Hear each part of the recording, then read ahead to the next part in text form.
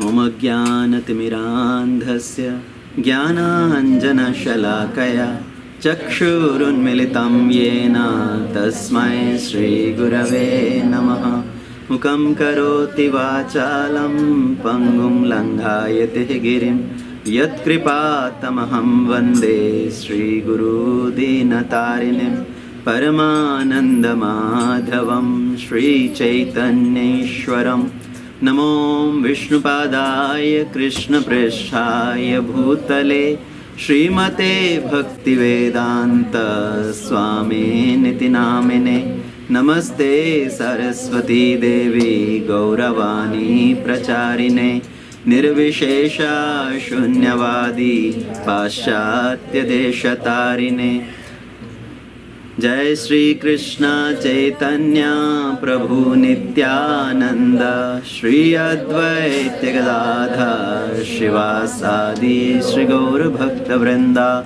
Hare Krishna Krishna Krishna Hare Hare Hare Ram Ram Ram Hare Hare. Hare Krishna. Once again, welcome everyone. So today we are discussing Bhagavad Gita chapter 9. And chapter 9 of Bhagavad Gita is titled as The Most Confidential Knowledge. Param Guhya Gyan. Okay, chapter 8 of Bhagavad Gita we talked about. The chapter 8 is called Attaining the Supreme. Bhagavad Prapti. And who remembers the acronym for chapter 8? DEAD. Okay, D-E-A-D. DEAD. So starts with doubts of Arjuna. Then A is D-E. Yeah, so E is end of life. A is attaining the Supreme. And the last D, devotion. Okay, because Lord Krishna talk about even though there are different methods of leaving the body during Krishna Paksha or Shukal Paksha, okay, in the 6th month when sun travels to the north or sun travels to the south, so there are different methods how the yogi quit their body. But for a devotee, all these things do not matter. If somebody remembers the Supreme Lord at the time of death, they can attain the Supreme Lord. Now chapter 9, now Krishna is going to speak about the most confidential knowledge. Okay, so the acronym which we are going to use for chapter 9 of Bhagavad Gita, it is KING. Okay, K-I-N-G. K starts with knowledge. Okay, because Krishna is glorifying this knowledge as the most confidential knowledge. I is the inconceivable potencies of the Lord. N is the non-worshippers who do not approach Krishna but they take shelter of different entities. Okay, so the non-worshippers. And then G is glories of Bhakti. Okay, so first 3 verses Lord Krishna is going to glorify this knowledge, the knowledge about Bhakti. Okay, why this knowledge is the best knowledge and why it is called the confidential knowledge.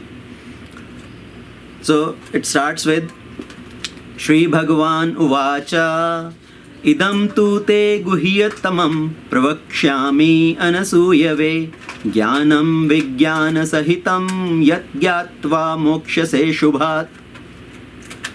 So Lord Krishna, he is going to speak to Arjuna now.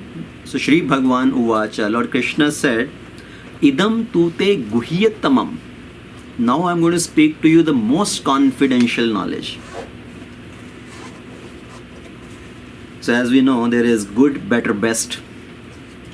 So same way, there is guhya, guhyattara and guhyattama. So there is confidential, more confidential and most confidential.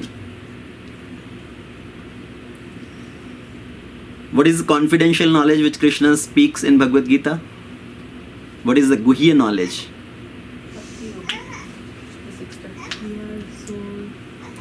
Yes, so the guhya knowledge, the confidential knowledge starts with Dehino Asmin Yatha Dehe Komaram Yovanam Jara. So that is guhya, confidential. Okay, that we are not the body, we are the spirit soul. So our real identity. And then Guhyatara, when Krishna comes towards the end of 6th chapter, Lord Krishna speaks, Yoginam api sarvesham madgatenantaratmanah. So among all the type of yogis, somebody who's constantly remembering me. That is the most united, intimately united with me in yoga. So Krishna gives the talk about bhakti yoga here. So bhakti, knowledge of bhakti is guhyatara, more confidential. Then what is most confidential? Most confidential is the glories of bhakti. Okay? Just knowing about bhakti is guhyatara, more confidential. But knowing the glories of bhakti, the exchanges between the devotee and Krishna, that is guhyatama. Okay, the most confidential knowledge. Now, what is the meaning of confidential and most confidential knowledge? Because this knowledge is available in Bhagavad Gita, readily available for everybody, right? But why it is called confidential? Everybody can read. What is the meaning of confidential then?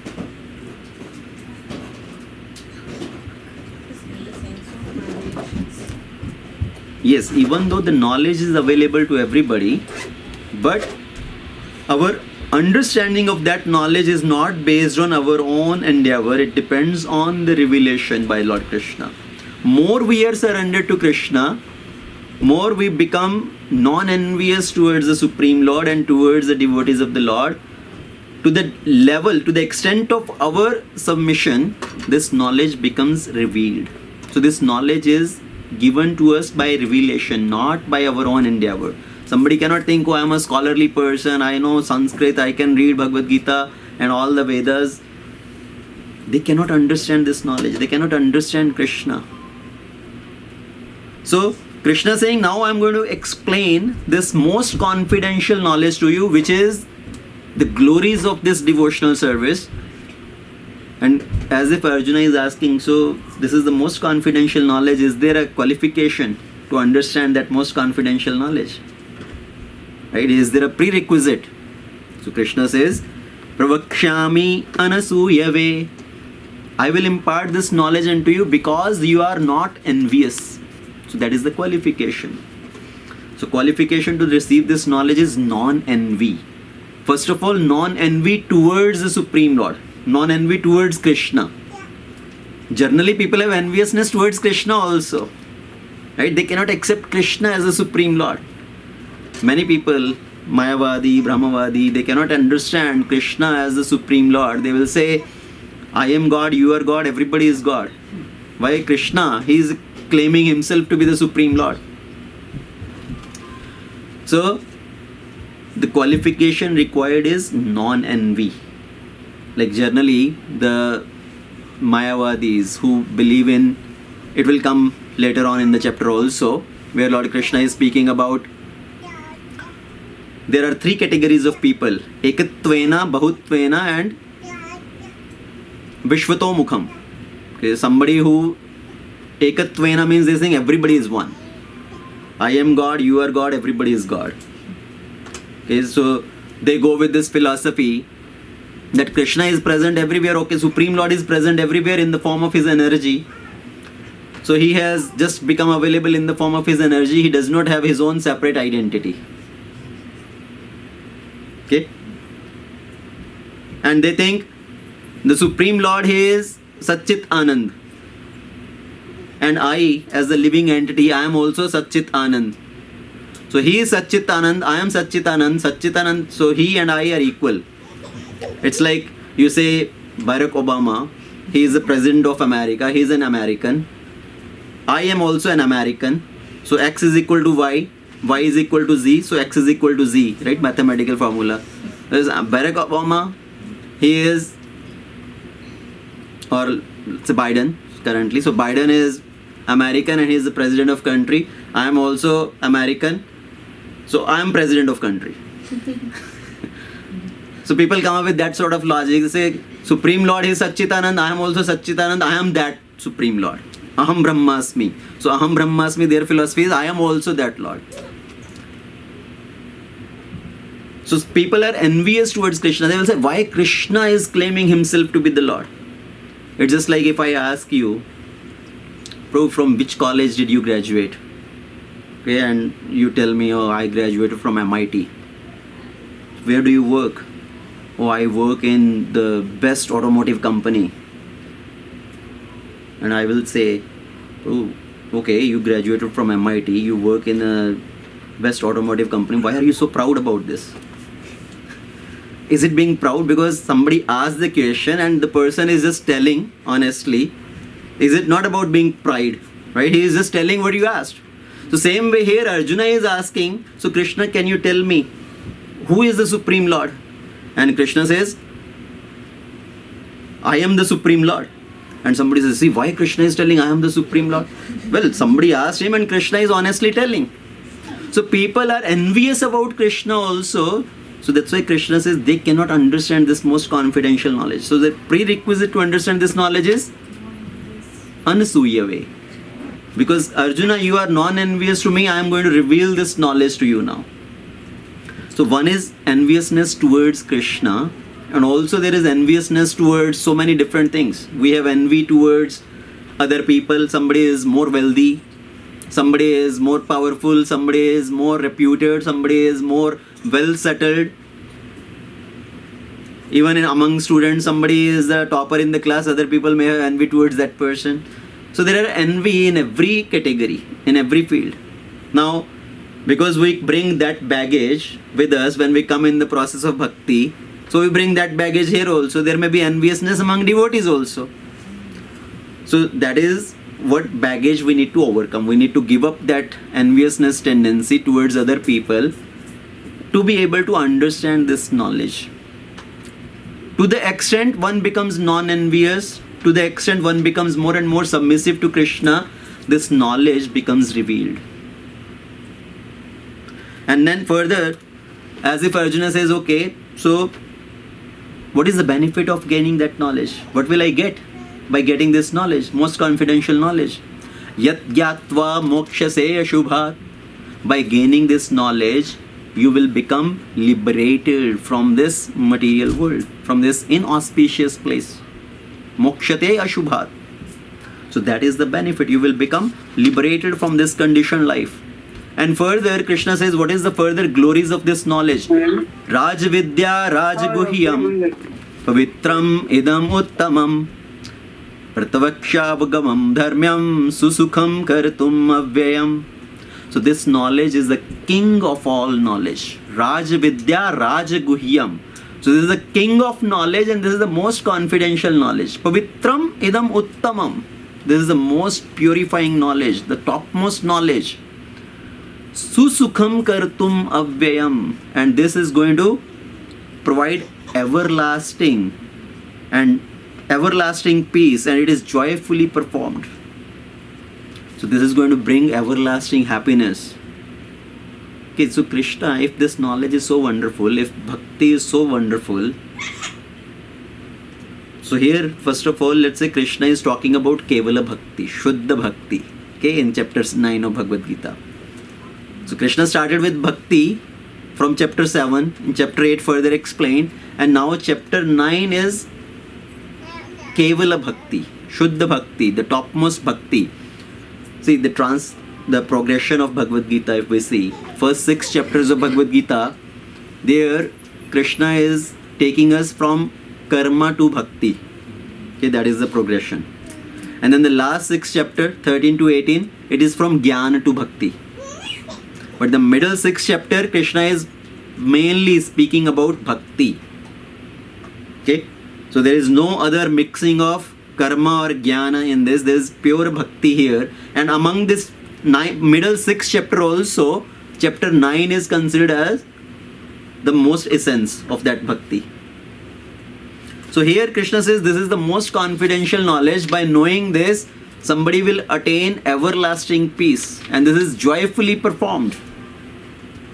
Okay, Krishna, if this knowledge is so wonderful, it gives everlasting peace, it gives liberation, why not everybody is able to accept that?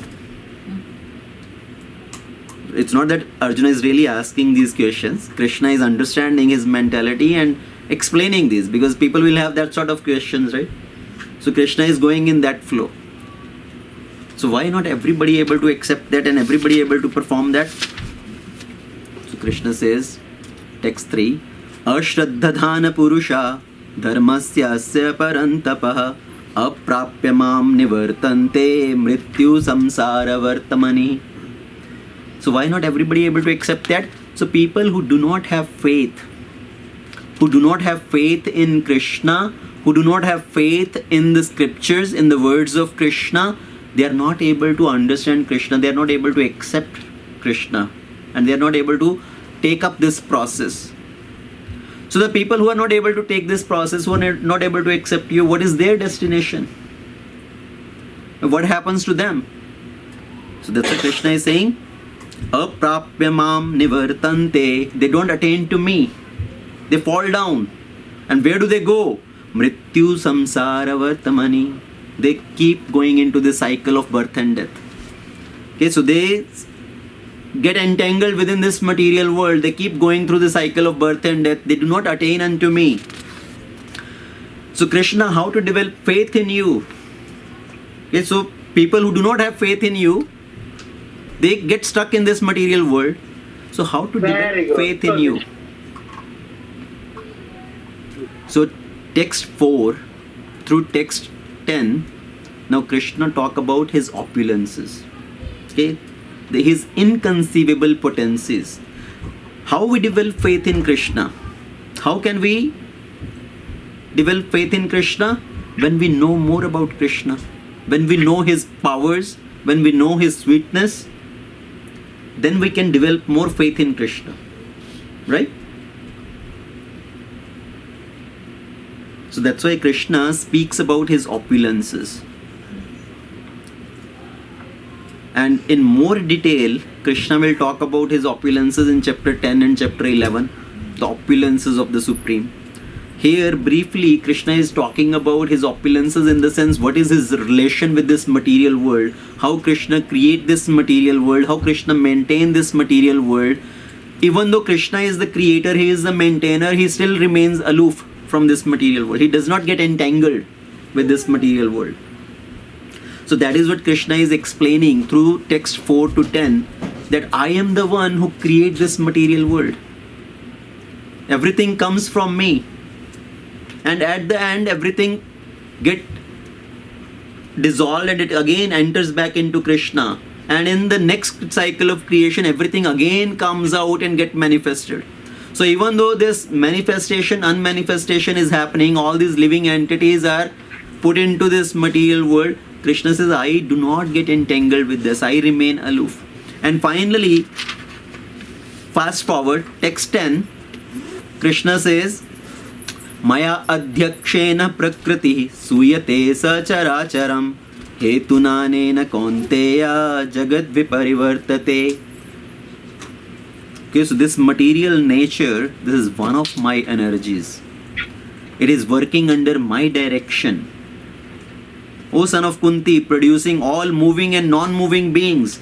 Under its rule, this manifestation is created and annihilated again and again. Because there are different category of people. Somebody says, this material nature is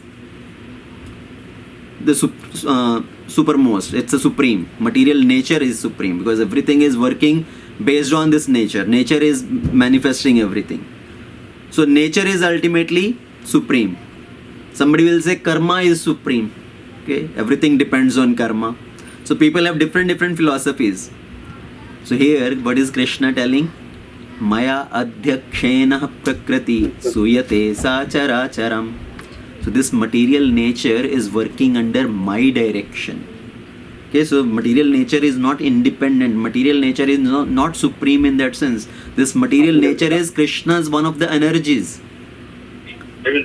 So Krishna has 3 type of energies.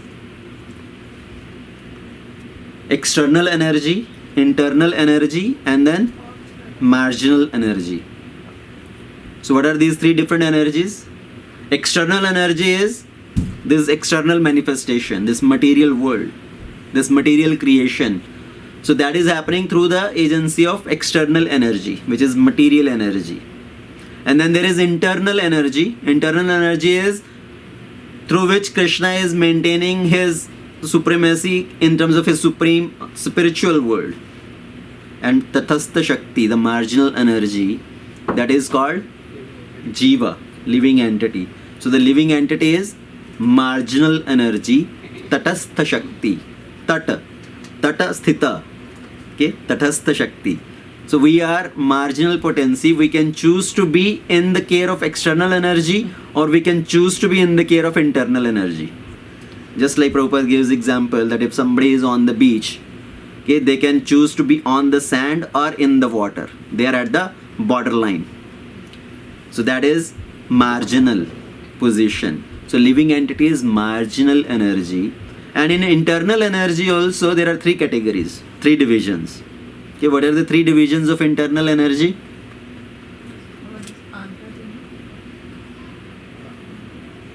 Sandhini, Samvit and Haladini. Okay. So Sandhini is a Shakti, the energy with which Krishna maintains his spiritual world, his eternal presence. Samvit Shakti is with which Krishna is all-knowing. Okay, with means to know, knowledge. So Samvit Shakti, Samvit energy is the because of which Krishna is knowing everything, past, present and future. And Haladini Shakti is the pleasure potency. And who is that pleasure potency? Srimati Radharani. So Srimati Radharani is the Haladini Shakti in the category of internal potency. So these are the different energies of the Lord, and Krishna says this external energy is not working by itself. This is one of my energies, okay, and it is working under my direction. So now, why people are not able to understand you, Krishna? Why people do not accept you? Because people have their different philosophies. Some people will consider Krishna also being an ordinary person. Okay, he comes in this material world, he accepts different appearances, different avatar, and they will say, oh, Krishna, he is also just like an ordinary person. So Krishna says, Avajananti mamudha manushim tanumashritam param bhava ajananto mama bhuta maheshwara. So fools deride me when I descend in this human form. They do not know my transcendental nature as the Supreme Lord of all that be. So the foolish people, they cannot understand me. Okay, so this is 11 through 25 verses. Now Krishna is talking about the non-worshippers. Okay, people who are not able to accept Krishna as the Supreme Lord, but they take shelter of different other categories, either material nature or the different Devi Devatas or different Babas. So Arjuna's question is, okay, why Krishna, why people are not able to accept you? Why they go to different Devi Devatas? Why they go to different Babas? Why not you? So Krishna says, Avajananti mamudha manushim tanumashritah. They are grossly foolish people. They cannot understand my supremacy. They consider me as an ordinary human being. For example, when Lord Krishna appeared, when Krishna was personally present in this world, there were so many envious people who considered Krishna just as an ordinary person. Shishupal, Jarasandh, Duryodhana. So all these people, they considered Krishna also to be an ordinary person. They thought, oh, maybe Krishna has some supernatural powers, some Mayavi Shaktis. We also have some Mayavi Shakti. The Duryodhana also had some Mayavi Shaktis. And he said, see, I also have Mayavi Shakti. Maybe Krishna has a little bit more than me. So they thought Krishna is also just an ordinary person. And Jarasandh, even though Jarasandh, they will also speak sometime the big philosophies of karma. Okay? Jarasandh is speaking this philosophy of karma to Shishupal. When Shishupal was about to get married to Rukmini and Krishna came and kidnapped Rukmini, at that time Jarasandh tried to pacify Shishupal. Okay, don't worry, ultimately this is karma. The karma plays the role. Okay, see me, look at me. I was also defeated 17 times by Krishna. I did not give up. Finally, 18th time I defeated Krishna. So he was giving like a pep talk to Shishupal, and he is explaining the concept of karma. But they do not know who is the Supreme Lord. They do not accept Krishna as the Supreme Lord. And same way, we know Hiranyaksha. When Hiranyaksha was killed by Varahadev, Hiranyakashipu, he is giving this discourse to his sister-in-law, Hiranyaksha's wife. Okay?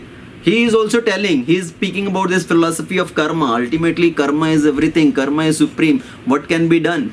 And after giving this talk, then he comes and says, I want to take revenge from Vishnu. He spoke such a big philosophy, and next moment he is saying, I'm going to take revenge from Vishnu. So that is the demonic mentality, because their intelligence is covered up. Okay. So Krishna is saying here, Avajananti mama mudha manushim tanumashrita. They consider me just as an ordinary person. Okay. They do not understand my supremacy, the transcendental nature as the supreme lord of all that be. And then further, okay, Krishna, so what happens to these category of people? Okay, what happens to them who are not able to accept you as a supreme lord? So Krishna says, Moghasha mogha karmano mogha jnana vichetasaha rakshasim asurim chaiva prakritim mohinim shritaha. So what happens to them?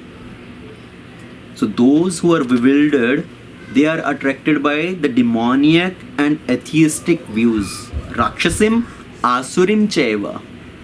So their tendency, they get attracted to these demoniac and atheistic tendencies. All their endeavor for perfection are baffled. Moghasha, mogha karamano, mogha jnana. So their endeavor for fruitive activities are baffled. Their endeavor for liberation are baffled. Their endeavor for knowledge, they are also frustrated. Okay, so even though they may be trying to get higher knowledge, they cannot do that. They can be trying to achieve something big in this world through their fruitive activities, that also get frustrated.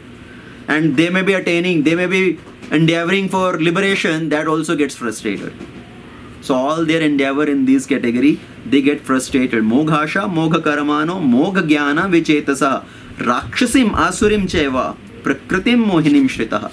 So they take shelter of this demoniac and atheistic tendencies. So that is their destination. And what about the others who are able to accept you as the supreme? Who are they called? What are they called?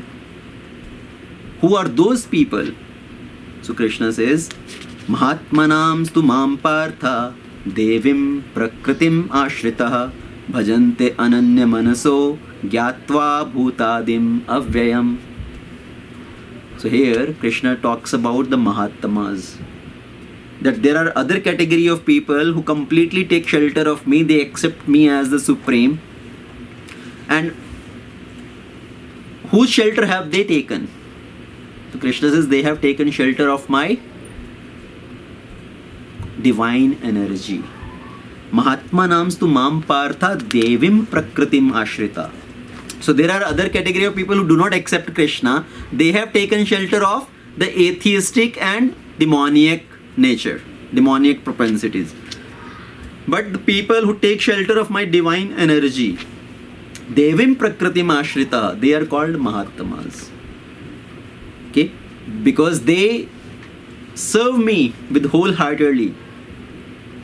They chant my glories, they chant my holy name. They pay obeisances unto me. Bhajante ananya manaso. So what is this Devi Prakriti? What is this Devi Prakriti? In chapter 7 also, there was a verse. Krishna says this material nature is very difficult to overcome. Right? Mama Maya Dhurattaya. Then who can overcome this material nature? Who surrenders unto me? But how to surrender unto Krishna? Surrendering to Krishna means taking shelter of the internal energy of Krishna. There is external energy, People who have taken shelter of external energy, they get entangled in this world. But somebody who surrenders unto Krishna, means who takes shelter of the internal energy of Krishna, they can overcome this material energy. So otherwise Krishna says, Mam Maya Durattaya. So here Krishna is saying, Mahatma Namsu Mam Partha Devim Prakriti Mashrita. So who has taken shelter of my Devi Prakriti, the internal energy, means somebody who takes shelter of Srimati Radharani. Okay? So somebody who takes shelter of internal energy, Srimati Radharani, they can easily cross beyond this material nature. They take shelter of this divine process of devotional activities. That's why we say when we want to serve Krishna, taking shelter of Krishna means taking shelter of Radharani. We cannot approach Krishna directly. Okay, we have to take shelter of Srimati Radharani. We have to tell that Radharani, this is the flower. Please offer it to your Krishna. Right? Because Krishna is your property. So we take shelter of Radharani, and Radharani will then give our application to Krishna. So this devotee is very nice. Please take care of him. Please take care of her. So in that way, then we can approach Krishna. And to take shelter of Radharani, whose shelter we have to take? We have to take shelter of Chaitanya Mahaprabhu. To take shelter of Chaitanya Mahaprabhu, whose shelter we have to take? Nityananda Prabhu. To take shelter of Nityananda Prabhu, whose shelter we have to take? Guru. Okay, so that is our system, our parampara. We go through Guru, we take shelter of Nityananda, who is Adi Guru. And through Nityananda we approach Chaitanya Mahaprabhu, because we cannot approach Chaitanya Mahaprabhu directly. He is the property of Nityananda Prabhu. And through Chaitanya Mahaprabhu we approach Radharani. And through Radharani we get to Krishna. So here Krishna says, Mahatma Namstu Mam Partha Devim Prakriti Mashrita. Who take shelter of my internal, my divine energy, they are Mahatmas. Now this word Mahatma is very special. We cannot just give the title of Mahatma to anybody. Any political leader or somebody, we cannot just put the title Mahatma. Mahatma word is reserved, spoken by Krishna here. Somebody who is on the process of bhakti. Okay. Bhajante Ananya Manaso. Somebody who is Ananya, meaning of Ananya is Na Anya, who has wholeheartedly taken shelter of Krishna. That is Ananya, Ananya Bhakti. So, after Krishna explained this Mahatma, Arjuna, as if asking, what are the symptoms of such Mahatma?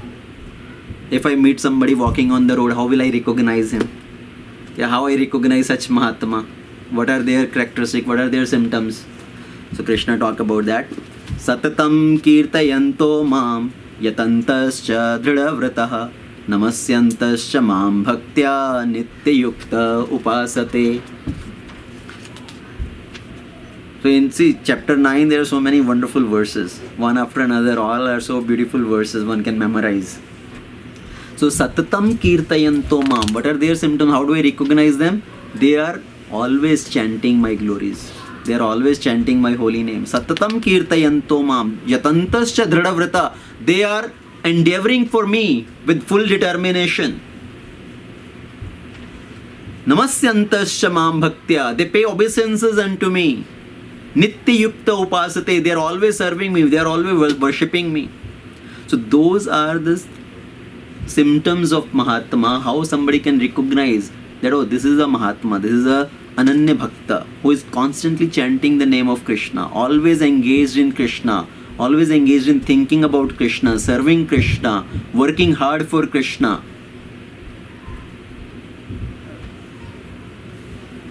How much distance is there in between us and Mahatma? Immeasurable. Right, as of now, immeasurable. Because we get into our comfort zone. If we think, oh, I'm too busy with my other activities, I have this to do, that to do, take care of this, take care of that. Sometimes I have this problem, that problem. And we keep giving something or other as excuse why I cannot do bhakti. If somebody asks you why you should do bhakti, we have to think 100 times to come with one reason. Why I should do bhakti. But if I ask you, Prabhu, why are you not able to come to the program? Why are you not able to do chanting? You will give 100 reasons. Immediately you will start. come up with 100 reasons why I cannot do. Why I should do, we have to think 100 times. Because maybe we don't have clarity yet. We don't have that conviction yet. So we need to develop that conviction. Bhakti is ultimately the only process which can help us. Krishna is saying this is the most confidential knowledge. After gaining that knowledge also, if we don't act on that, then how misfortunate is that? We are very fortunate that we are understanding this. What is the most confidential knowledge? Most confidential process. And after knowing that, after understanding that, if we don't act on that, then it's useless. Okay, so next. So Krishna is talking about now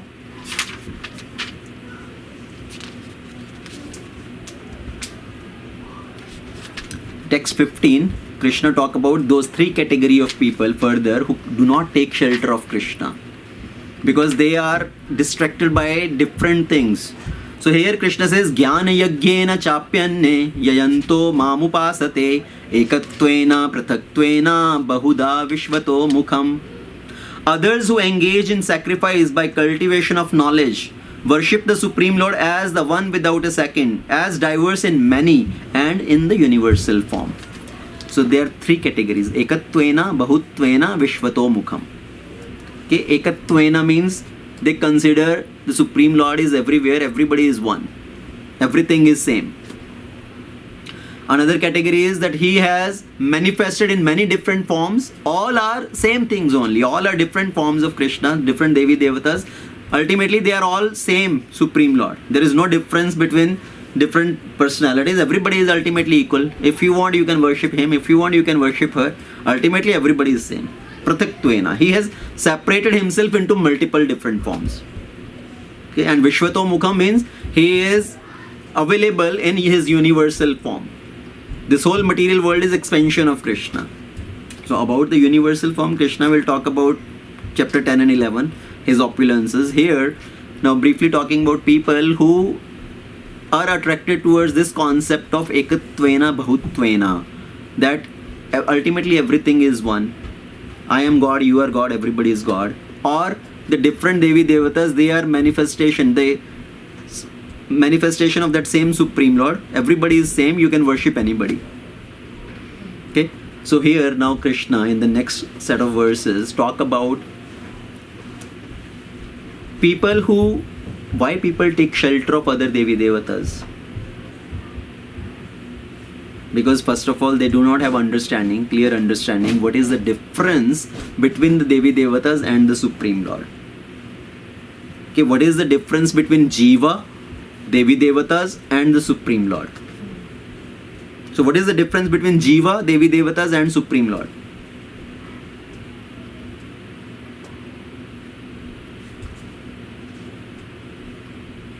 Subordinate to Devi Devatas who are subordinate to Krishna. Okay, that's good definition.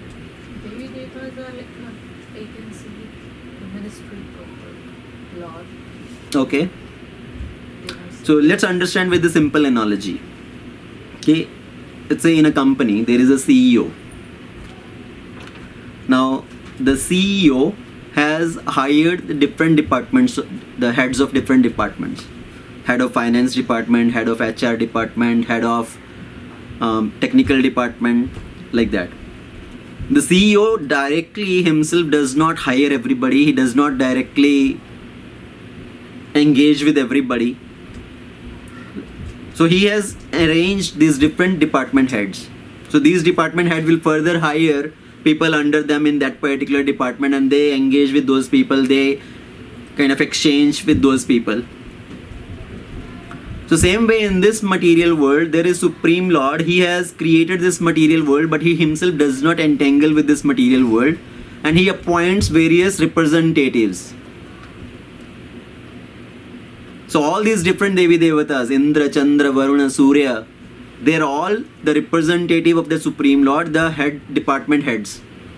The department head for light, department head for water, department head for air, department head for treasury, department head for knowledge, department head for maybe military powers, right? So like that. So there is one Supreme Lord who creates everything, and then he has these different department heads, and there are multiple other who are under them to manage the affairs of this universal government. And then the living entity, so the living entity is subordinate to these department heads, in the sense to the Devi Devatas. So in third chapter, Krishna has explained, so the living entity, they cooperate with the Devi Devatas, and the Devi Devatas will provide their necessities. So with mutual cooperation, the life goes on like that. So the living entity is subordinate to the Devi Devatas, and the Devi Devatas are also Jiva with higher powers. Okay, they are also Jiva only, but they have been given higher powers. So the Devi Devatas, they are also position. Okay, whatever the particular Devata we call about, let's say Indra, Chandra, Surya, they are not the name of the person, they are the name of the position. Okay, like we say Prime Minister, President, that is a position. Right now, Biden is the President. Okay, somebody who is occupying this position. In Narendra Modi, he is occupying the position of the Prime Minister of India. So Prime Minister, President is a position, somebody is occupying that position. Same way Indra, Chandra, Varuna, Surya, they are positions. That's a Surya. Who is occupying the position of Surya? Bhivaswan, right? So Bhivaswan is the name of the person, Surya is name of position. So there is a person who occupies that position. So same way Indra is a position. Chandra is a position. So like that, all these are position, and somebody is occupying that position. And their position changes. Somebody else may come and occupy that position. And there are many pastimes in Bhagavatam and other Puranas where, let's say Indra, when Indra, somebody is occupying the position of Indra, when he disappears, when he is gone away from his position, and somebody have to occupy that position. And sometimes they even come to the earthly planet, somebody powerful king, okay, who is eligible to occupy that position. They come and request, can you please take over that position for time being? Otherwise, if this position is empty, the demons are going to attack to rule over the heavenly planets. So can you please come and occupy that position for time being? The Pandavas, their ancestors, okay, they were approached by the Devatas and they were requested, can you please come and occupy this position? Why? Because they have become eligible to occupy that position in the next lives. By performing so many of Ashwamedh Yagyas, they have qualified to occupy that position. And they say, right now also, can you come and occupy that position for time being, in this lifetime itself? So the point I'm trying to say, the difference between Jiva and Devata is both are living entity. Devatas are more empowered. They have a longer duration of life, but that is still a position. But the Supreme Lord, when we talk about Krishna, Rama, Vishnu, they are not positions. Those are the name. Those are the name of the Supreme Lord. Have we ever heard somebody occupied the position of Krishna? Somebody occupied the position of Ram? Somebody occupied the position of Vishnu? No, because they are the names of the Supreme Lord, and nobody can occupy that position. Nobody can become eligible to become that. Okay, so that is the difference. So people who do not understand the clear difference between the Devi Devatas and the Supreme Lord, they think everybody is equal, everybody is same. You can approach anybody. And in 7th chapter, Krishna had explained why people approach Devi Devatas, because of desires. Because they have desires, they quickly want to fulfill those desires, so they approach the Devi Devatas. And dealing with the Devi Devatas is just like as a business deal. It's just like a business deal. Because when we worship the Devi Devatas, when we put something as some reciprocation with them, they have to also reciprocate. They have to give. Okay, so that's a mutual business deal kind of. But now, Krishna, if I have material desires, can't I approach you then? Because people who have material desires, they approach Devi Devatas. So if I have material desires, can't I approach Krishna directly? Of course you can. You can approach Krishna also. People approach Devi Devatas because they just want to get their material desires fulfilled quickly without purification. They don't want purification. They want material desires fulfilled. If we approach Krishna with material desires, Krishna can also give. But Krishna will purify also. People don't want purification. Okay? People just quickly want to get something and be done with that. So in Bhagavatam, it explains Kama Sarva Akama Sarva Kamova Moksha Kama Udaradi Tivra Yogena. So in all situations, either somebody is Akama, without any desires. Sarva Kamova, somebody is filled with all the desires. Moksha Kama, somebody is desirous of liberation also. In all situations, one should approach the Supreme Lord. So Akama Sarva Kamova Moksha Kama Udaradi. So in all, even if somebody has material desires, they can also approach Krishna. And the results given by the Devi Devatas and result given by Krishna are the same? No, what is the difference? Okay, purification. But the main point is temporary or permanent in nature. Okay, the result given by the Devi Devatas, they are temporary in nature. So here, Krishna will further explain, or it was, yeah. So, te tum bhuktva swarga lokam vishalam kshine punye mrityu lokam vishanti evam triya dharma mantra punnaha gata gatam kama kama labhante. So, text 21 where Krishna says, when they have enjoyed vast heavenly sense pleasures and result of their pious activities are exhausted, they return to this mortal planet again. Kshine punye mrityu lokam vishanti. So by worshipping the Devi Devatas, somebody get those pious credit and one can become eligible to go to Swarga, enjoy there until they have the pious credit. Once their pious credit are exhausted, they will be thrown out of the Swarga. Okay, you are done, get out of here now. Okay, just like somebody goes on a vacation, okay, as long as you have money in your pocket, you can pay for all those expenses for your hotel and the food and everything, you will be staying there. But once you have nothing to pay for now, they will say, now please check out. Right? You cannot stay here anymore. And even if you insist, no, I'm going to stay here, they are going to throw your luggage out. So same way here, as long as we have the credit of punya, the pious activities in our bank balance, it is paying for our stay in the higher planets. And every enjoyment somebody does in the spiritual world, it is being deducted from your bank balance. And as the bank balance goes zero or close to zero, or minimum amount left which you cannot pay for anything there in Swarga, so they will say, now get out. So they will throw you out. So kshine punye mrityu lokam vishanti. Again the person, the living entity, falls down onto the lower planets and again takes birth in another species, and that cycle goes on. So the result given by the Devi Devatas, they are temporary in nature.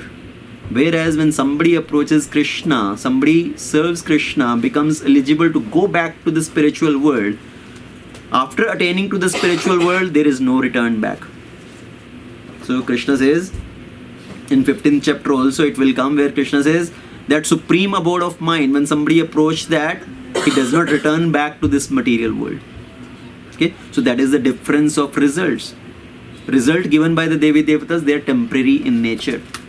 They are also more of materialistic, right? Yes, they are all materialistic desires. And the one of Krishna is more on transcendental Yes. Side of Exactly. desires. So the exchange with Krishna is on the spiritual platform, where exchange with the Devi Devatas is still on the material platform, based on the material desires. Now further, the very important verse Krishna says, now listen how I exchange with my devotees. Okay? Somebody who is devoted to me, for them, even though we may say, okay, I am, so Krishna, people who are approaching to the Devi Devatas, they are having some desires, so they approach them. But if I have desires and I approach you, then what happens? Will you fulfill my desires? So Krishna says, Ananyas chintayanto mam ye janah paryupasate tesham nitya abhyuktanam yogakshemam vahamyaham. So even if somebody approaches me, if somebody is engaging in my bhakti, even though they have any needs, material needs, I take care of those material needs. I take care of their necessities. I protect what they have and I provide what they lack. Okay, so I preserve what they have and I provide what they lack. Yoga kshemam vahamyaham. And Krishna says vahami. What is the meaning of vahami? Carry. I personally carry.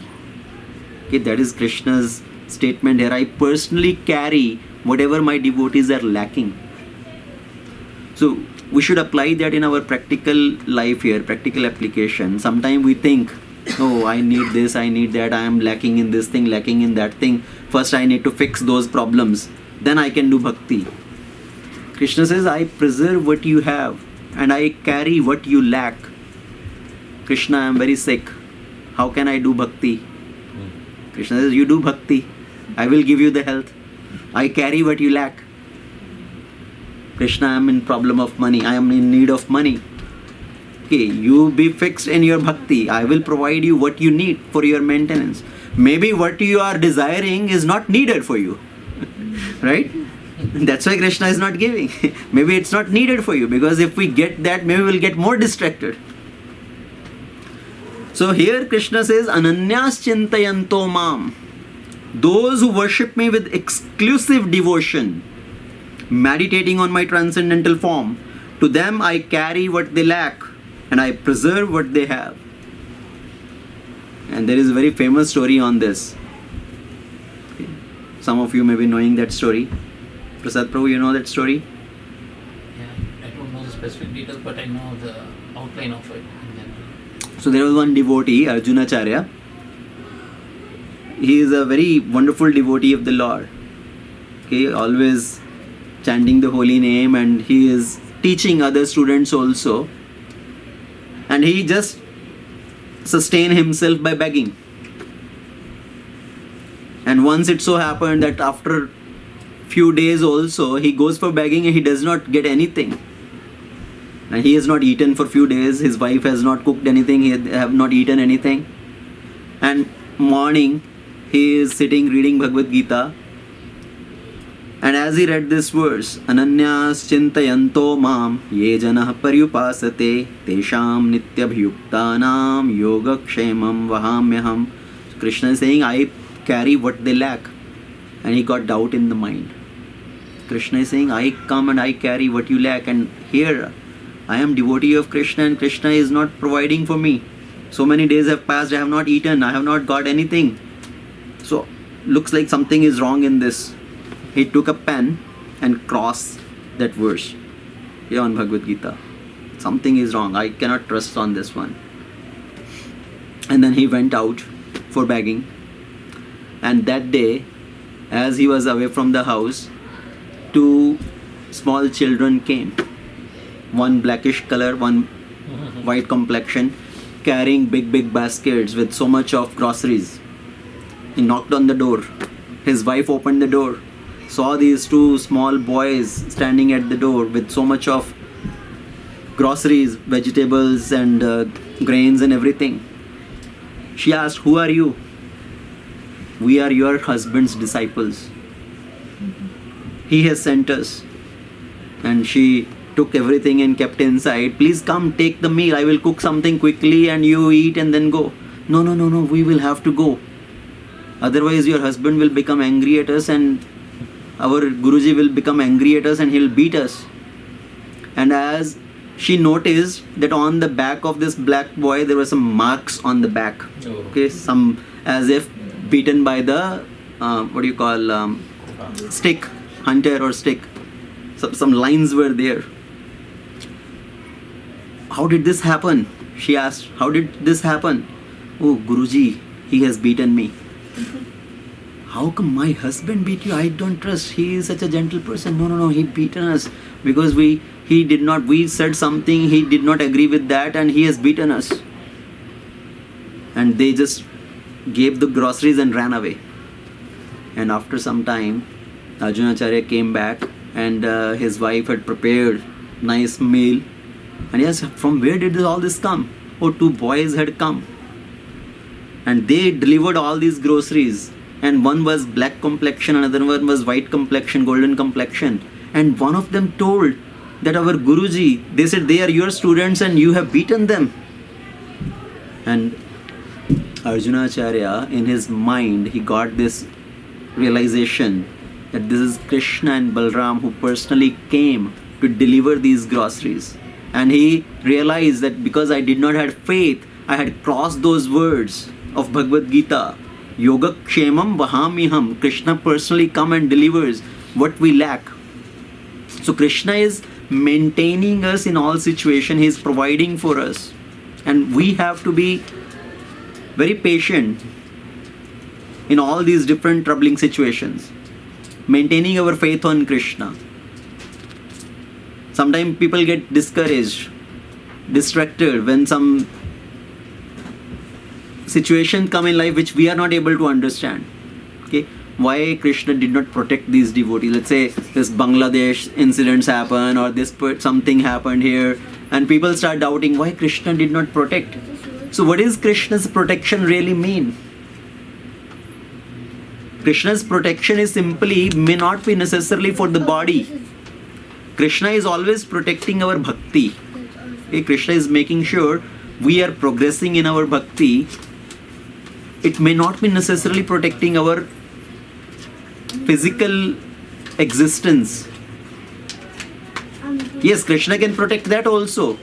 But Krishna may put us in a trouble. Krishna may have us go through that particular trouble. But Krishna is always there to protect our bhakti, to grow continuously in bhakti. And this is a detailed subject matter in itself. So right now I don't want to go into those details here. But the point here which Krishna is mentioning, that somebody who is exclusively worshipping me, meditating upon me, I carry what they lack and I preserve what they have. So that is the test of our faith. Do we have enough faith in Krishna or not? Or we get discouraged and we think, oh, let me first fix this problem myself and then I will come back to Krishna. Okay. And okay, so Krishna, the people who worship other Devi Devatas, in their worship also, sometimes your mantras are coming. Right? When people are worshipping Ganesh or Durga or something in the beginning, before any yajna, Om Keshvaya Namaha, at the end Om Govindaya Namaha. So these mantras are chanted. So in the beginning Om Keshvaya Namaha, at the end Om Govindaya Namaha, and in between there are other mantras packaged. It's just like a sandwich. So in any other worship also, your name is also being chanted. You are also indirectly present there. So what is the difference in that then? Are they doing something wrong? Is it not equal to your worship then? So Krishna answers, so even though they may be worshipping particular other Devi Devata, so here Krishna says, Yajante avidhi purvakam. So they are worshipping the other Devi Devatas. Ultimately, it may be indirectly my worship only, but they are doing it in a wrong way. Because rather than holding the ear like this, we are putting the hand around our head and trying to come and hold the ear like that. So rather than directly coming to me, they are indirectly going and they are doing it in a wrong way. Avidhi purvakam.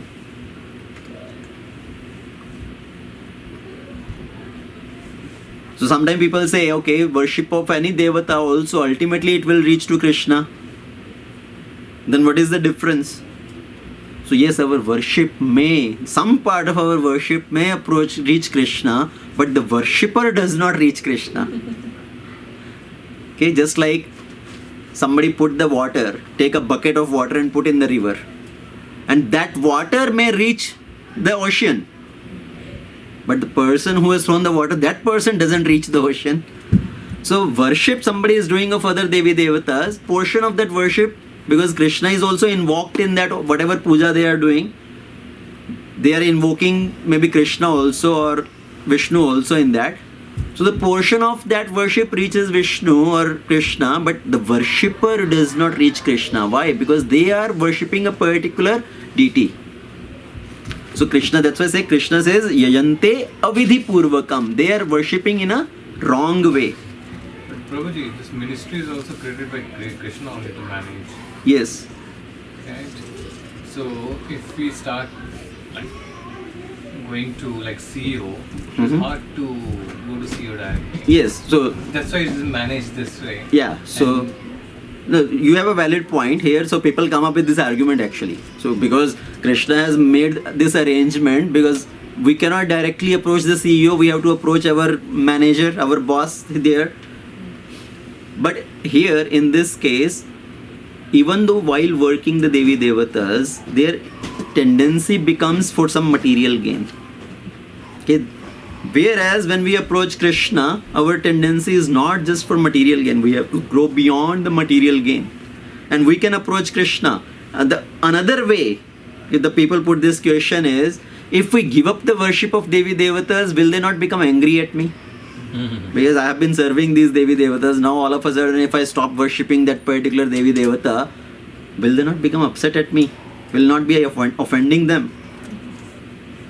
So, answer is no. When we worship, when we approach the Supreme Lord directly, the other Devi Devatas, they do not become offended or they don't become angry, rather they become happy that now you are going to even my master, okay, serving my master. For example, here Arjuna, when Arjuna was traveling to heavenly planet during their exile in the forest, Arjuna was doing the worship and he was going to Swarga to gain many weapons. Okay, even though Arjuna is sitting, on the way Arjuna is sitting and doing his meditation, Lord Shiva appeared there. And Lord Shiva and Arjuna had a fight. Okay, after being pleased with Krishna, pleased with Arjuna, Lord Shiva, he offered his Pashupat Astra to Arjuna. Now Arjuna is devotee of Krishna, but Lord Shiva is coming and he is becoming pleased and he is offering his weapons also. So the devotees of Krishna, they are favored by the other Devi Devatas also. Whereas somebody who is worshipping the other Devi Devatas, there is no incidents mentioned in the scriptures where Krishna personally appears there or Lord Vishnu personally appears there and showers his benedictions. That, oh, you have been praying to Ganesh, I have come here, I will give you this benediction. But on the contrary, somebody is worshipping the Devi somebody is worshipping Supreme Lord Krishna, Lord Ram or Vishnu, the Devi Devatas also become pleased. Okay, in fact, when somebody has a pure heart and when they approach the Devi Devatas also, they will direct them to Krishna. Okay, there are so many stories where devotees share their experience realization that they were devotee of Lord Vishnu, Lord Shiva, and ultimately they were directed towards Krishna. Okay, then you should go into the worship of Lord Krishna, devotion of Lord Krishna. Prabhu, what if there are no desires? Okay, still, you are worshipping Devi Devata, but with no desires, Right. with your heart, right? Yes, that is where the Devi Devatas, they themselves will guide the person, direct that person to go to the Supreme Lord. Because So- usually, we discuss that. Should I tell one real story? Sure. Real story in the sense real incident. Okay, real incident in the sense here in Bombay, I think Giriraj Maharaj. So Giriraj Maharaj was there in Bombay and he was trying to preach to this another person who is Ramakrishna, not Ramakrishna Paramahans. So this is another devotee another person whose name was Ramakrishna. And this person, he is worshipper of Shiva. So Giriraj Maharaj and he will, whenever they meet sometime, they will have this exchange, who is supreme. And Giriraj Maharaj was never able to convince him. Okay? And once Prabhupada was there, and Giriraj Maharaj brought him to Prabhupada. And Ramakrishna, he asked Prabhupada, so what do you think, who is the supreme? And Prabhupada indirectly told him, it depends with what intention you go and serve him. Because he is worshipping Shiva, he say even if you want to worship without desire, with pure heart, you should approach Krishna. And this person, he was also very intelligent. He said, Prabhupada, if I worship Lord Shiva without any desires, is there anything wrong? And Prabhupada gave the analogy, it is like saying, that you go to the liquor shop and you tell, I want to drink milk. Okay? So, somebody going to the Devi Devatas without any motive, generally it's not possible. Because they go to the Devi Devatas with a motive only. If you go to the Devi Devatas without any motive, very good, do that. They themselves will direct that person to the Supreme Lord. That you should approach the Supreme Lord. Okay? It's like, okay, if you're coming to me, come with some desires, ask some for boon. Right, because I can give you only material desires, material benedictions only. Right. If you have no such desire, you please go that way. That is the right path for you. So they themselves will direct that person because they cannot give liberation. Okay, Lord Shiva speaks that actually. In one of the Puranas, it's mentioned Lord Shiva says, only Lord Vishnu, he can grant liberation. I cannot give liberation. If you have many material desires, come to me. If you don't have any material desires, better you go that path. So that's why here also, Lord Krishna is saying, if somebody is worshipping the Devi Devatas, yes, they are invoking the Supreme Lord also, chanting some other mantras related to the Supreme Lord also, they are doing it avidhi purvakam, in a wrong way. And the result given by, it's not that by worshipping the Devi Devatas or by worshipping the Supreme Lord, it will be the same result. The result is different.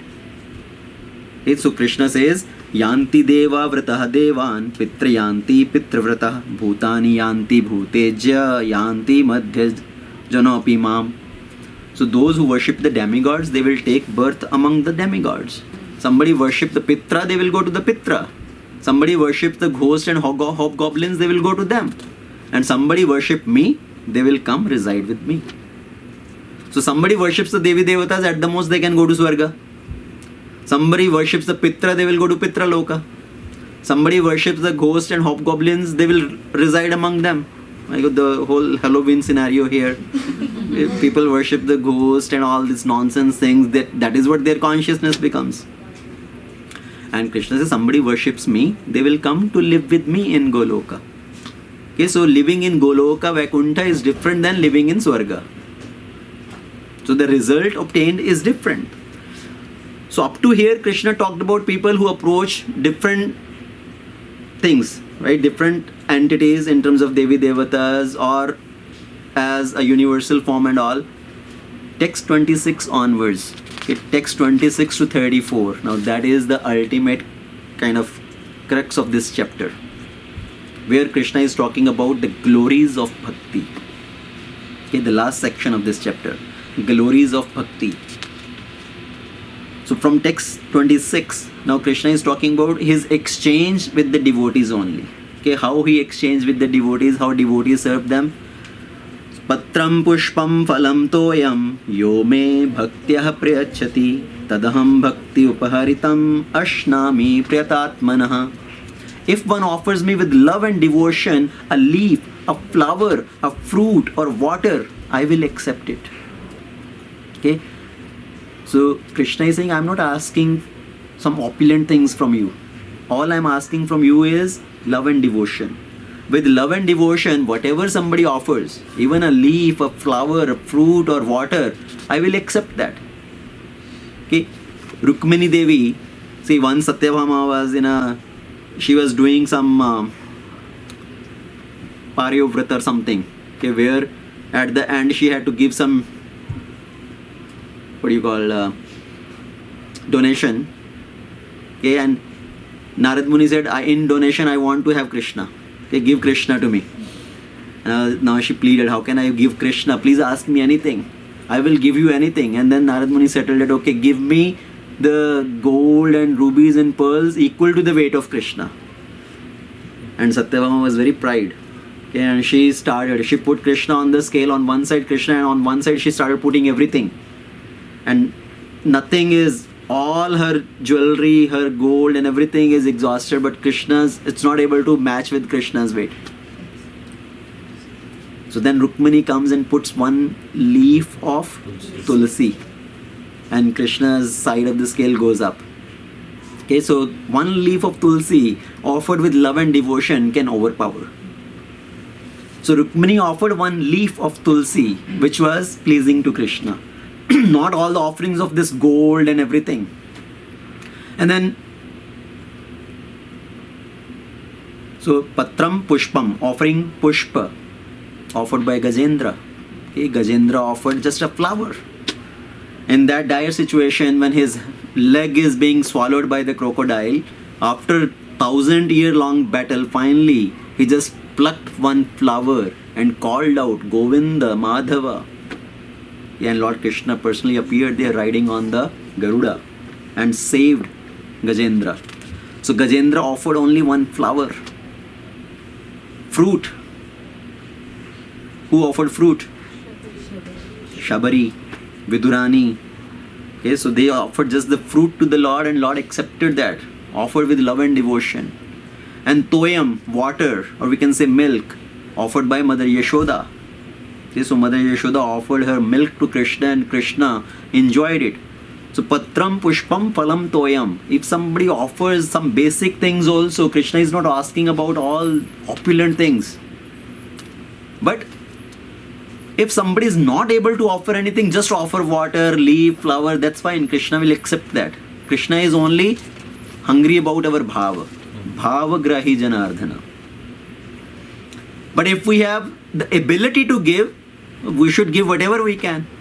Okay? We should not restrict ourselves that, okay, Krishna is asking Patram Pushpam, I will give only Patram Pushpam. I will eat kachori, gulab jamun, everything, I will give Krishna Patram Pushpam only. No, so point which Krishna is saying is, I am satisfied with anything you offer to me. If you lack in anything, you don't have anything, just water also will satisfy me. Give everything, whatever you have, as per your ability. Okay? So Krishna here putting one condition. What is that condition?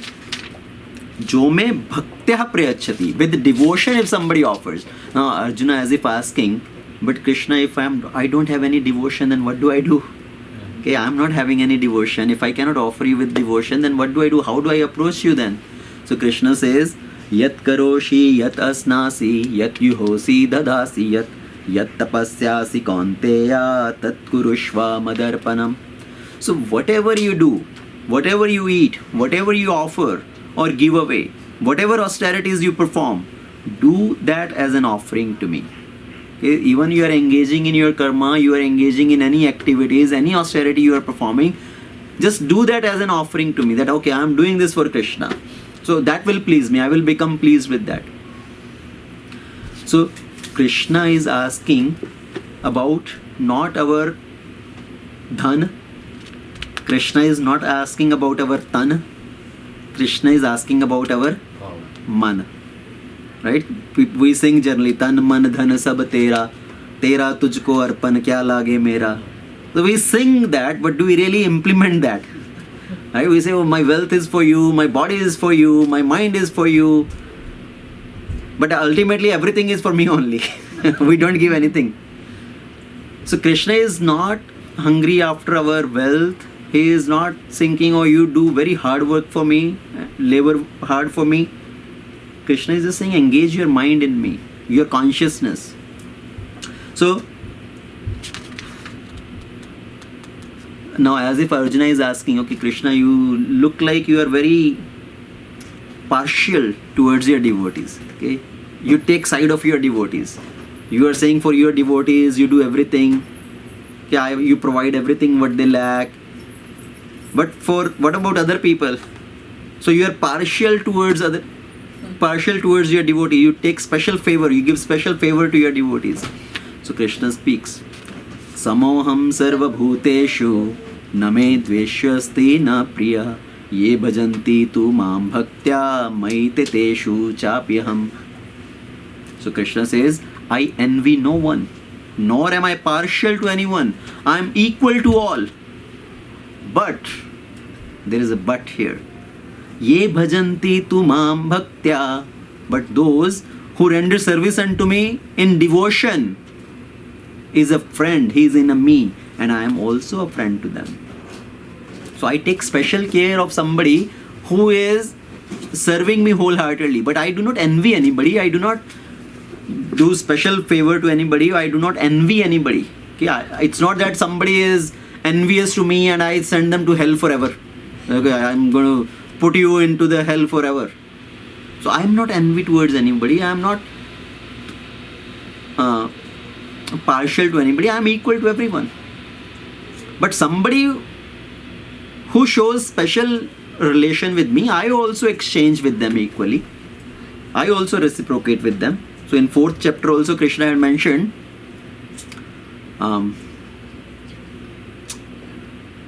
very famous verse in 4th chapter. Anybody remember? I think 4.10. I'm missing the exact word.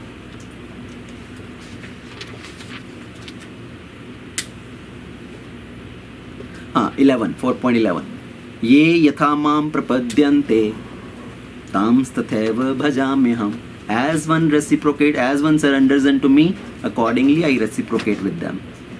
So Krishna reciprocates accordingly. So here also Krishna is saying, I do not envy anybody, I am equal to everyone, I am not partial to anybody. But somebody who is rendering service unto me in devotion, I take special care of them. Okay, they are devotees to me.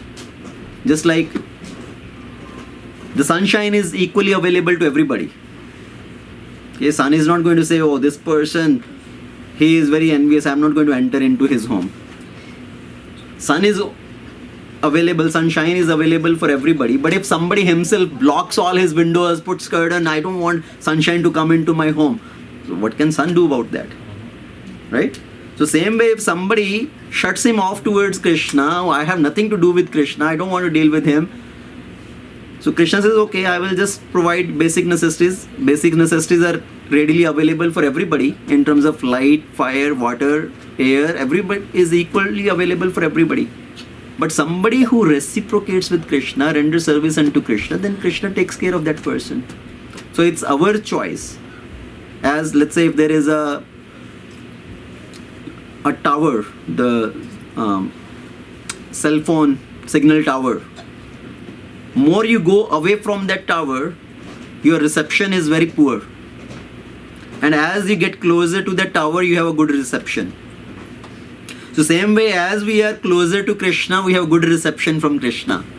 More we go away from Krishna, we have a poor reception. Right? So that is Krishna's exchange. So it's not that Krishna is envious to anybody, but Krishna gives special favor to somebody who reciprocate with him. Just like a father may have 3 children, 3 sons. Okay, 2 sons are living far away in their own different cities, taking care of their jobs and living with their family. They call father once in a while and maybe visit them once in a while.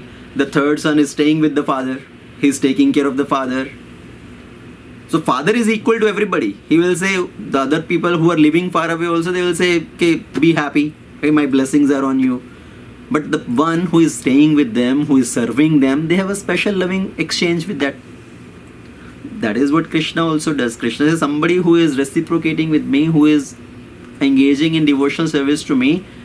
They are friend in me and I am friend to them. So at the end of Mahabharat war, we know everything. When whole destruction happened, finally when war ended, Yudhishthira came and became the king of Hastinapur.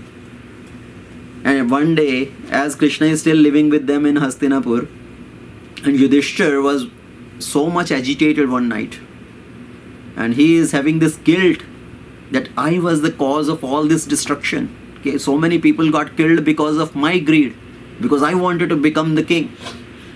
So Yudhishthira was having this lamentation, and at the middle of the night he went to Krishna's room.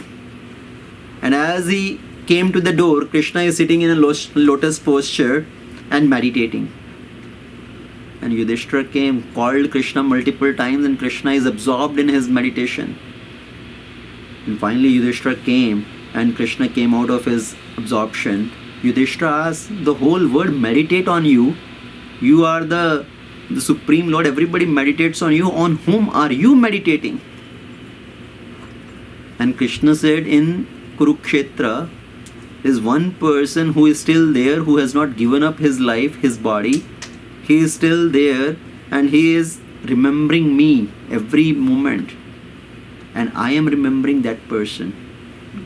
He is meditating on me and I am meditating on that person. And who is that? Bhishma Pitama. Bhishma Pitama lying on the bed of arrows, he is still living and he is constantly remembering me. So it's not that because Bhishma Pitama was on the opposite side, so I am envious towards him. Krishna says, I am equal to everybody. Whoever absorbs themselves in me, they are friend in me. Okay, so I envy no one. Ye bhajanti tu mam bhaktya maititeshu chapiham.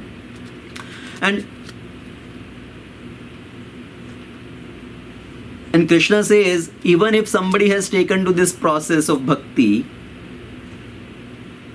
anybody who may be a biggest sinner also in the past, they will become purified. They will become saintly.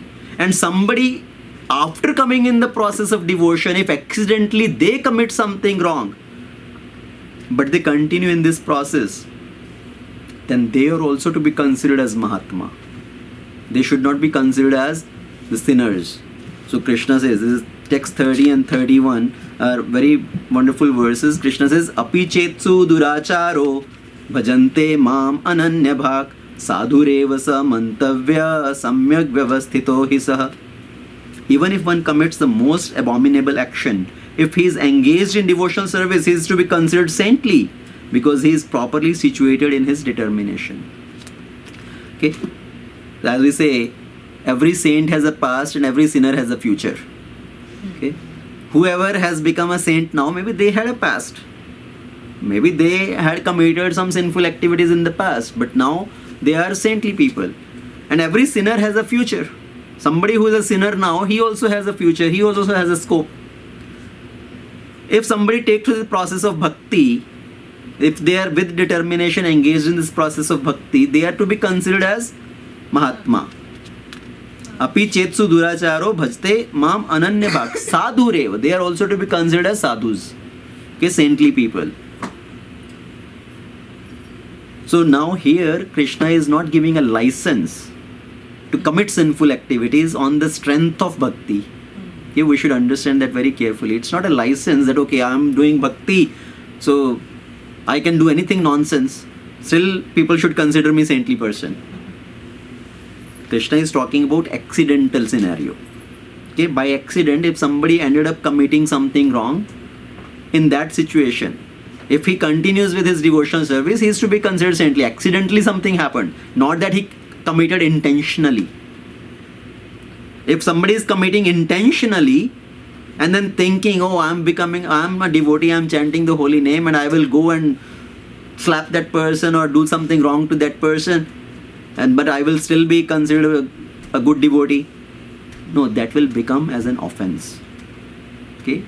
Among the holy names, the 10 offenses towards the holy name, one of them is committing the sinful activities on the strength of chanting the holy name. Okay, if somebody commits sinful activity thinking I will chant Hare Krishna and it will be nullified, so then it becomes as an offense and it will choke up our bhakti. So intentionally one should not commit sin on the strength of bhakti. It is talked here as an accidental scenario. And what will happen to that person? So Arjuna as if say, but Krishna, how is that possible? Okay, and Krishna is saying, oh, you are doubting this process of bhakti? Bhakti is so powerful. Shipram bhavati dharmatma Shavas shantim nigacchati Kaunteya pratijanihi Name bhaktya pranashyati. Shipram bhavati dharmatma. Very soon that person will become righteous and attain lasting peace. So okay, even if somebody accidentally committed something wrong, but they are continuing on their devotional service, so very soon they will be freed from that contamination. They will become righteous and they will attain to the perfection. So one should stay on this path. So sometimes it so happen that we maybe by accidentally in an unconscious state maybe did something. One should not just get into that sulking mood, oh, I did this, I am such a fallen person, and what is the use of me going to temple, what is the use of me chanting the holy name. No, one should continue that process because that is the only hope, that is the only thing which can purify us. So Krishna says, Okay, don't worry, even something wrong happened, continue with determination on this path. Shipram bhavati dharmatma, that person will become righteous very soon and attain to the everlasting peace. And Krishna says, I want you to declare this to the world. Why me? Why don't you yourself declare? Why you are telling me to declare to the world? Because Krishna is telling, Kaunteya pratijanihi, hey Kaunteya, you declare to this world. Name bhaktya pranashyati, mere bhakt ka kabhi nash nahi hota. My devotees never perish. Why me? Why don't you yourself tell this? Arjuna, Krishna is telling, because my words nobody will believe. Because I have taken a vow that in this war I am not going to lift any weapon. But my brother, you will see how many times I have to lift my Sudarshan to protect you. Okay, how many times I have to save you, I have to give up my vow. So at the end people will say, what is the use of Krishna's words? Krishna doesn't follow through his words. But devotees, because to protect devotees' word, I can do anything. For example, Bhishma Pitama has taken a vow. I will make Krishna lift weapon. And to fulfill Bhishma's vow, Krishna gave up his vow. So Krishna will do anything to protect the words of his devotees. So Krishna is saying, you tell to the world, Name bhaktya pranashyati. Kaunteya pratijanihi name bhaktya pranashyati. Hey Kunti Putra, you declare to this world that my devotees will never perish. So that is Krishna's promise through the words of Arjuna, that my devotees, I will take care of my devotees always. Now, the concluding verse of this chapter. Manmana bhava madbhakto madhyaji mam namaskuru mame vishyasi yukvetvam atmanam matparayanaha. So engage your mind always in thinking of me. Become my devotee. Offer obeisances to me and worship me. Being completely absorbed in me. Surely you will come to me. So what is Krishna asking here? Krishna is asking for tan. Krishna is asking for dhan. Krishna is asking for man. Man mana bhav mad bhakto madhyaji mam namaskuru. So this exact same line comes in 18th chapter also, okay, where Krishna is giving the same conclusion here.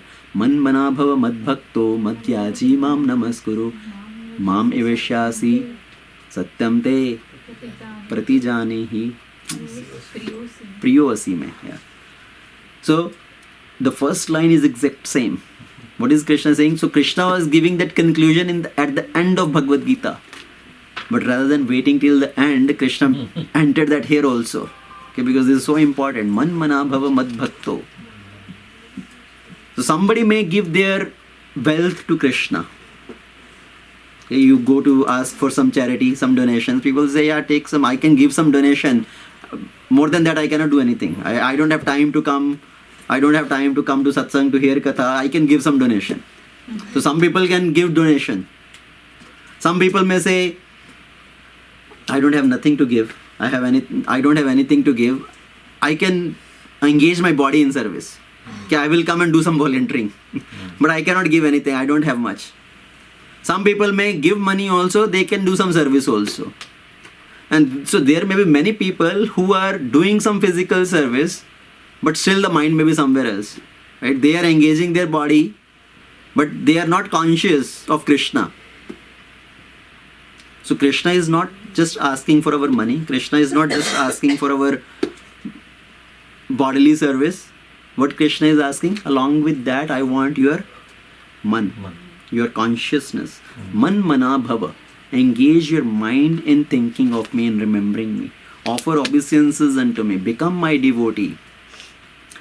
And then being completely absorbed in me, surely you will come to me. And that is Krishna's reciprocation with his devotees. Krishna is saying, if you do this, at the end, you will come and you are welcome to come to my Goloka and live with me. Okay? Such a wonderful offer is there. Now we engage our body in service of our boss. We engage our full consciousness, full mind in service of our boss. At the end, the boss will tell, okay, now you retired, come live with my bangla. Live in my bungalow. No, right? Nobody is going to invite you to come stay with them. So here Krishna is inviting you to come stay with him. Okay, you engage in my service, you engage your mind in me, and you are welcome to come live with me in my spiritual world. So Krishna is loving reciprocation with his devotees. That is the glories of bhakti. How Krishna reciprocates with his devotees. Okay, so that is the most confidential knowledge. So the acronym for this chapter? King. So the knowledge itself, Krishna is calling this knowledge as Rajvidya Rajguhyam. And then I as the inconceivable potencies of the Lord. How to develop faith in Krishna? By knowing about Krishna. More and more we know about Krishna, his powers, his sweetness, then we get attracted towards Krishna. Right? We develop faith in Krishna. And then how Krishna deal with the non-believers or the non-worshippers who go to different shelters. What is Krishna's reciprocation with them? And then Krishna's reciprocation with his devotees. The glories of bhakti. Okay, so with that, it completes chapter 9 of Bhagavad Gita. Thank you for your attentive listening. And let's see if anybody has any questions. Actually, I am confused between sadhana and devotional service. Is chanting a devotional service or sadhana? Chanting is sadhana, devotional service. Sadhana means devotional service. Our sadhana is devotional service. Some people may have sadhana. People may call sadhana to different things. Okay, somebody is playing mridanga. Maybe they are just playing mridanga in terms of nice music. And just practicing mridanga also they may call sadhana. Oh, this is my sadhana. To play 1 hour mridanga. Or to play 1 hour. Or to do practice for 1 hour singing. Okay, so that is also sadhana. Our sadhana here is directly as a devotional service to Krishna. Okay, so chanting the holy name, swadhyaya, reading about from scriptures. So that is our sadhana. Okay, anybody else here had a question? Vaishnava Seva, what is that like? So Vaishnava Seva is also part of devotional service.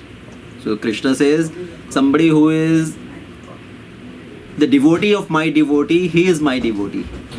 Somebody who claims directly as my devotee is not my devotee. But the devotee of my devotee is really my devotee. So Krishna says somebody who is serving my devotees, he is better in that sense.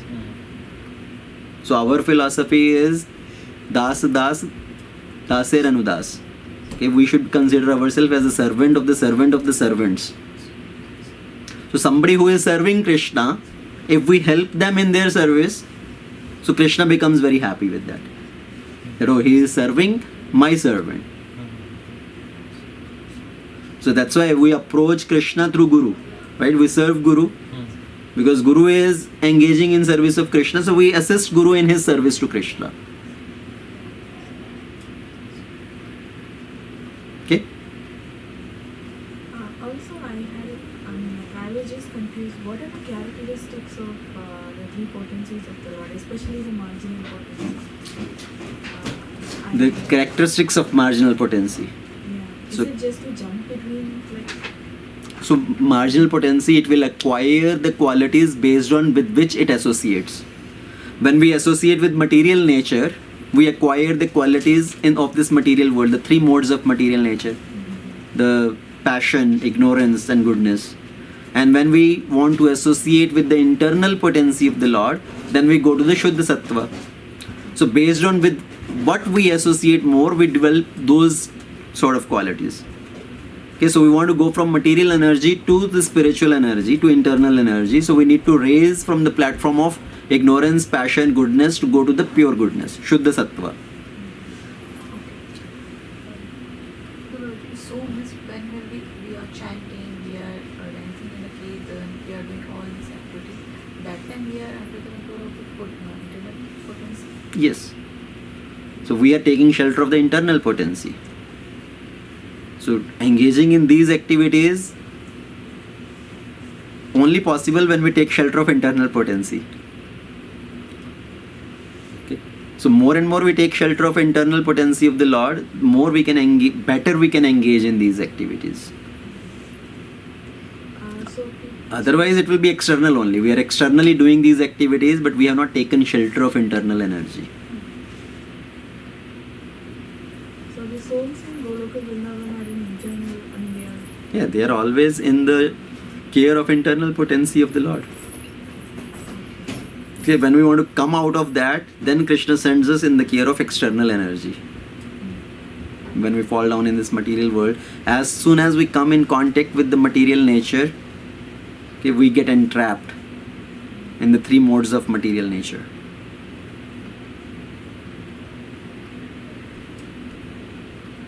Okay, anything else? Yes.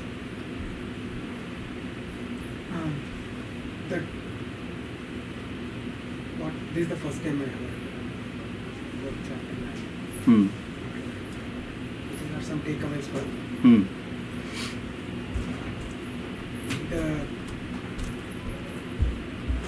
The divinity, the divine, like you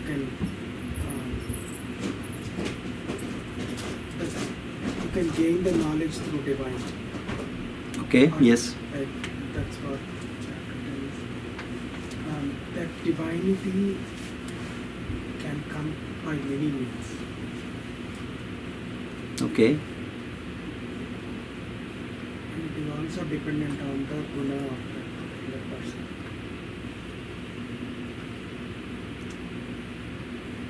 I'm trying to understand what you're trying to say. Right, So I'm go trying on. to explain it also. Practically, we are envious. In one or the other situation or scenario, we are always envious. Most of the times. And when you were saying the God treats only envious people are the non-believers for him. Because the divinity comes only if you chant or you worship or you have faith in somebody without enviousness. So, okay, let's step back a little bit. So here, when we talk about enviousness, matsarya, right? Matsara means irshya. So when, let's say, mosquito, machhar, okay, mosquito is called machhar. This is also called matsar. So machhar, when the machhar bites, the mosquito bites, there is a burning sensation, right? Itching. So this matsara, envy, is also like that burning sensation. When we see somebody's opulence, we burn with envy. Now that enviousness is different degrees. So when Krishna talk about anasuyave, that you are non-envious, so one is a perfect state of non-enviousness. 100. We are maybe in minus 100 right now. In a very envious state with somebody.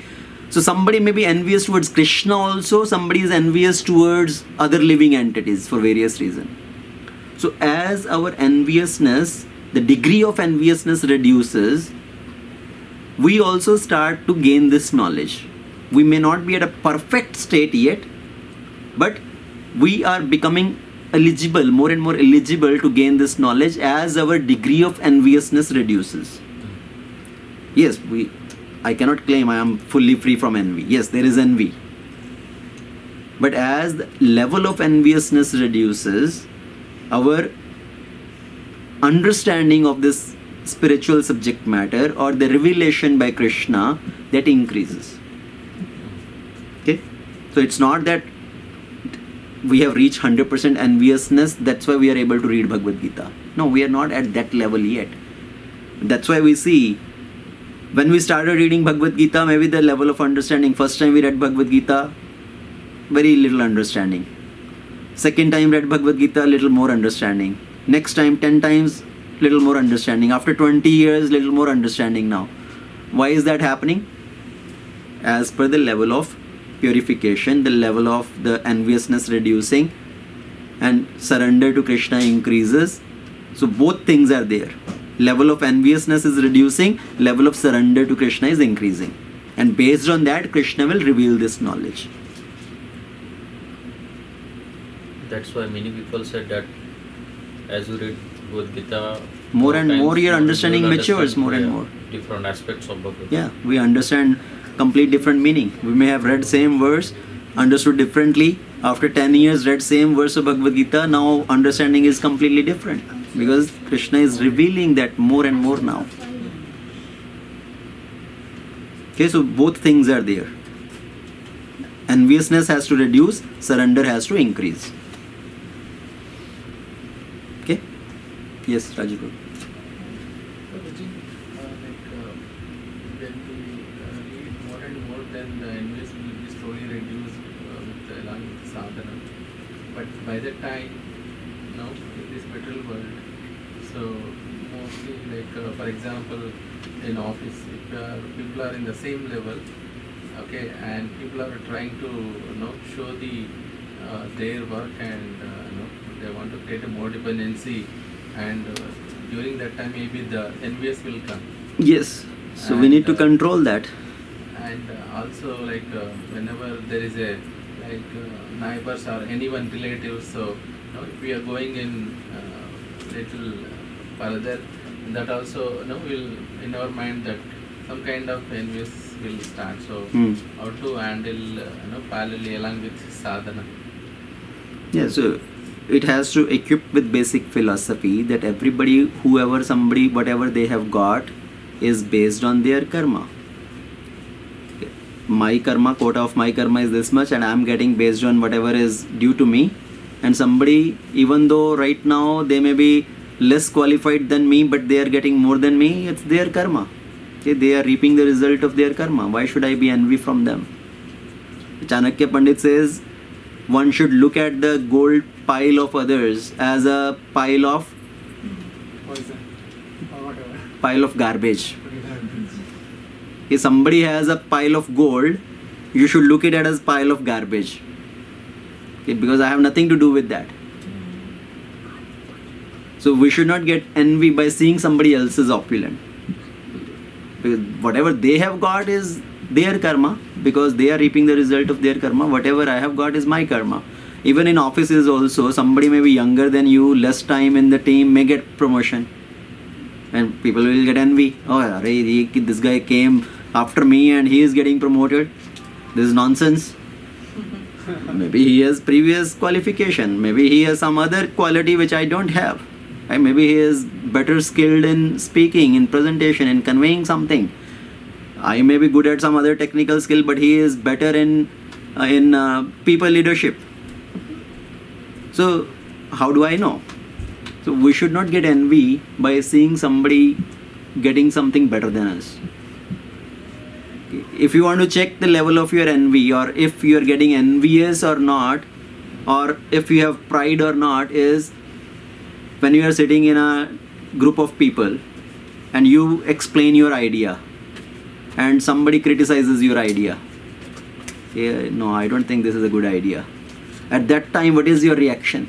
Do you become angry at that time? This guy, who is this guy? He is criticizing my idea. Because I am too proud of my idea, right? Oh, this is my idea. Everybody have to like my idea. So it means I am pride. And then if somebody else proposes an idea and everybody in the team likes that idea and you are sitting there and getting envy. Hey, how come this guy's idea is getting appreciated? So non-envy means when you are able to acknowledge somebody else's ideas over your idea. Yes, genuinely his idea is better. His idea is really good and I should appreciate that. If you are able to appreciate others' ideas, others' contribution, it means our level of envy is going down. But if we are every time we are criticizing somebody else's idea, it means there is a lot of envy.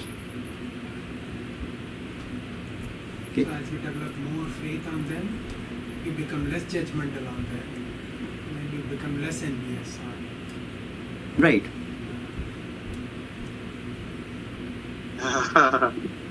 Hare Krishna. Satish Prabhu, you have any question? Hare Krishna. Satish Prabhu, you have question? No, Prabhuji. Okay. Hare Krishna. Okay, I think we'll end it here. It's 9:15 almost. Okay. Thank you very much. Srimad Bhagavad Gita ki jai. Srila Prabhupada ki jai. अनंत कोटि वैष्णव वृंद की जय. Vrindanath Prabhu ki Jai. Hare Krishna. Thank you everyone for joining.